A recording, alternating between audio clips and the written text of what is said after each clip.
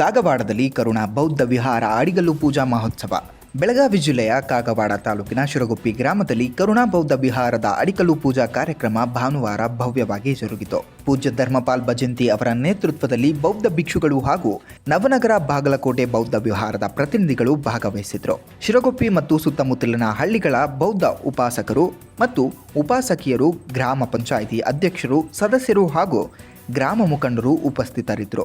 ಧರ್ಮೀಯ ಸೌಹಾರ್ದತೆ ಪ್ರದರ್ಶಿತವಾಗಿದ್ದು, ಯಾವುದೇ ಧರ್ಮೀಯ ಅಥವಾ ರಾಜಕೀಯ ವಿಭಜನೆ ಇಲ್ಲದೆ ಎಲ್ಲರೂ ಸೇರಿ ಕಾರ್ಯಕ್ರಮ ಯಶಸ್ವಿಗೊಳಿಸಿದರು. ಈ ವಿಹಾರ ನಿರ್ಮಾಣವಾದ ನಂತರ ಗ್ರಾಮದಲ್ಲಿ ಧ್ಯಾನ, ಅಧ್ಯಯನ ಮತ್ತು ಸಾಮಾಜಿಕ ಸೇವಾ ಚಟುವಟಿಕೆಗಳು ನಡೆಯಲಿವೆ ಎಂದು ಭಿಕ್ಷುಗಳು ತಿಳಿಸಿದರು.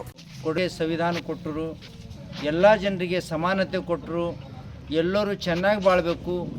ಬಾಬಾ ಸಾಹೇಬರು ಭಾಳ ಕಷ್ಟಪಟ್ಟರು ಜೀವನದಾಗೆ. ಅವರು ಎಷ್ಟು ವಿದ್ಯೆ ಕಲ್ತರೂ ಅವರು ಎಲ್ಲ ಈ ಭಾರತ ದೇಶದ ಜನ ಸುಖಿಯಾಗಿರಬೇಕು. ಈ ಭಾರತ ದೇಶ ಅತಿ ಸುಂದರವಾಗಬೇಕು. ಜಗತ್ತದಲ್ಲಿ ಇದ್ರ ದೊಡ್ಡದು. ಈ ಜನ ಭಾಳ ನೆಮ್ಮದಿಯಾಗಿರ್ಬೇಕಂತೇಳಿ ಬಾಬಾ ಸಾಹೇಬ್ರು ಕನಸಿದ ಬಂಧುಗಳೇ. ಈ ಸಂವಿಧಾನ ಇದೆ ಭಾರತ ದೇಶದಲ್ಲಿ.